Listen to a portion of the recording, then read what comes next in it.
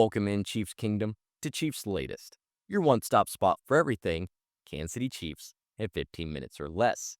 It is your host Calvin Silvers. Happy Monday, happy Labor Day, and not only that, happy start to a new month. The start of September is a beautiful one because as we know, that's when the NFL regular season kicks off. We're getting it all started on Thursday, but our beloved Chiefs are over in Brazil. They're going to take the field on Friday before the weekend. I know we're all excited for that, but there was some bad news out of practice in KC. We'll dive into it all. We'll break it all down. But before we do, you know the drill for this channel. Go ahead and hit the subscribe button and make sure you turn on those notifications because we have daily, that's right, daily videos here at Chiefs Latest, Monday through Friday. And like I said, regular season starts on Thursday and it'll start on Friday for the Chiefs. So you're not going to want to miss any news, rumors, or actions regarding this team. So please hit that subscribe button, turn on those notifications as it not only helps me in the channel, but it's going to help you stay up to date with everything Kansas City Chiefs. Now, before we get into that bad news out of practice, I want to talk about some potential additions for this 53-man roster. Now, I get it. We should see what the team has first before we're making any calls to anyone, and to an extent, I agree. But there are some names out there that's hard to ignore, and it involves the secondary here. It was once anchored by studs Eric Berry, Tyrann Mathieu. It's looking thin now, especially when Justin Reed left to join the Saints. You cut Mike Edwards and put him on the practice squad, instead rocking with Christian Roland Wallace. Not really inspiring much confidence for me on the back end. Yes, Jaden Hicks, Shamari Connor, Brian Cook, they do have promise and they do have potential, but snagging Jabril Peppers, who was freshly cut by the Patriots, could add a boundary-to-boundary playmaker who's going to thrive in this Chiefs defense. Think of a Tyrann Mathieu 2.0. His stock, his physicality, his slot presence, his weak side blitz juice, almost like a Tyrann Mathieu 2.0. As good? Maybe not, but similar? Very. Now, having to work with cap, Beach would have to intrigue Peppers with a multi-year deal, spread out the hit, or at least a cheap prove-it contract, a one-year deal, to lock down this versatile weapon who's not only good on defense, but is also a return specialist. We know how much the Chiefs love their special team players. Looking at last season, 40 tackles, 2 for loss, 1 interception, 2 pass deflections, 1 forced fumble in 6 games. But he did face some hip, shoulder, and hamstring issues. But his PFF grade, 2023-2024, 90.1. That was 4th among safeties in the entire league. If you look at this secondary last year, 18th in pass defense. They allowed 218 yards a game. 5'11", 217 pounds. Yeah, lacks some size and lacks some length, but sticks with tight ends, can stick with big receivers in the slot, plays physical between the hashes, and again, he can blitz. That's huge to have for Spags. His return skills could let Beach cut someone or trim someone off like Remigio, freeing a roster spot, or just take the spot of Roland Wallace. So Pepper's release is a golden opportunity for the Chiefs to nab a Tyrann Mathieu-like safety and bring some special teams pop to the team. Beach could pounce on this before another team does. I'm assuming he's going to be a big name out there that teams are going to add. But there's another big name that I've been talking about probably for the past couple weeks for the Chiefs to call. This might be my 3rd time talking about it, so you guys might be annoyed, but there's still a defender out there that has haunted Patrick Mahomes. So why wouldn't you bring him on to teach your young secondary how to mess with someone like that? That person is Justin Simmons. He's picked him off more than twice across Denver and Atlanta stints, and he's the only player to do so against Mahomes. And again, he's still a free agent. Get him on a prove-it deal. 2-time Pro Bowl pedigree, knack for reading Mahomes. He's going to stabilize this young safety room. He's bringing in that veteran savviness that's going to help on the back end, which is, again, thin.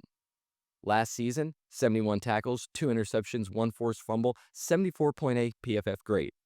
His career versus Mahomes, 6 interceptions. He knows how to pick off the best of the best.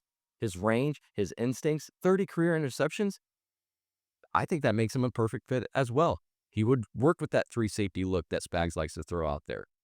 He can cover tight ends, especially good ones like Bowers, who's in your own division. So 1-year deal fits the cap. His experience could outshine someone like Roland Wallace, who you kept over even Mike Edwards. So Simmons' availability, it's a golden ticket. It adds a Mahomes killer to the secondary, and it's a low-risk contract that could make him a veteran anchor, just like Peppers would.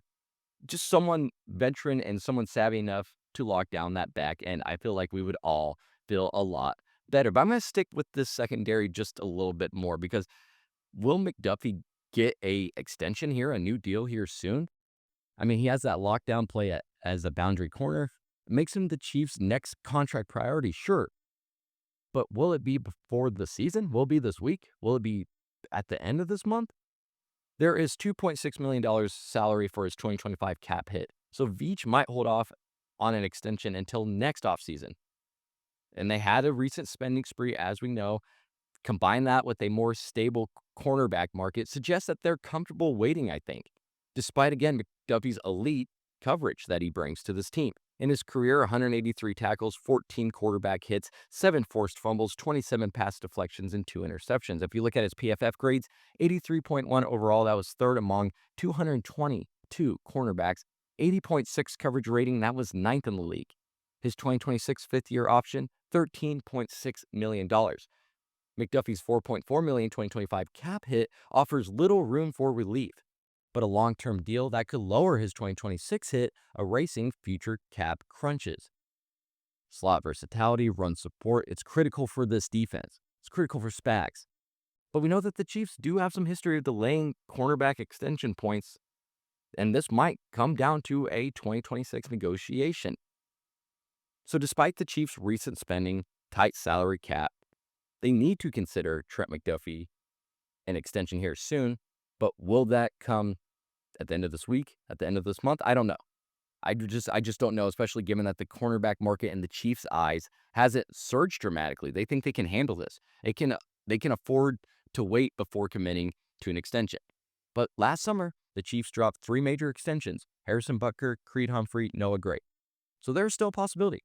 Trey Smith and Karl Loftus got big extensions/deals this offseason. So are we still going to see that third and final big one? That is the question that Brett Veach will have to answer along with the Kansas City Chiefs. Well, now let's get to that bad news that came out of practice on Sunday, because the Chiefs gearing up for a massive, I can't stress that enough, massive week 1 against the Chargers in Brazil, because not only is it an AFC West foe, but like I said, you're overseas, whole different kind of preparation. And not only do you have to worry about that, but now you are not going to have Jalen Royals. He missed Sunday's practice with knee tendonitis. It's a gut punch, especially with Rashee Rice already having to miss the first 6 games of the season.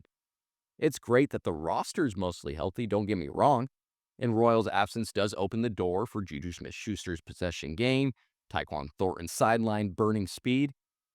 Those players can step up now. But you still wanted to get the rookie some time, want to get him in early, want to give him that experience. So it kind of sucks that he might be out for this week 1 game, or who knows how long. The veteran Smith-Schuster, that slot reliability, that can fill Rice's chain-moving role. You go to Thornton, 4.28 speed. It's crazy. It's going to stretch the field. That's going to force Chargers safeties to play deep off the hash. So while the Chargers have a solid overall defense and are particularly strong against the pass, their run defense ranks the middle of the league, presenting an opportunity for Pacheco or this run game in general to make an impact, especially between the tackles. If Royals is missing Friday's game and you need to establish a run game, this might be the opportunity to do so. Of course, we're going to break down this game more as it gets closer to game time, but just wanted to throw that out there, as they did mention he did miss Sunday's practice, and his status for that week 1, it's in question right now. It's not looking too hot, but we never know. We never know. They could just, be kind of playing this more serious than it really is. Not trying to, the Chargers in on anything that they're going to put out there, but we'll see. We're going to break it down as the days go by. But that is all I have on this lovely Monday. Didn't want to take up too much of your time. Go enjoy this fine Labor Day. Of course, get ready for the end of the week. I know it's going to be a long work week. All we're going to be thinking about is the game, but we're almost there, folks. Home stretch. But let me know in the comments what you thought about adding a safety, whether it is Peppers or Simmons. Which one would you rather have or think fits better? And do you think we'll see Jalen Royals on Friday, or at least sometime in the next 3 games? Let me know your thoughts there. Once again, I am your host, Calvin Silvers. You are listening to Cheifs Latest. And until next time, have a good one.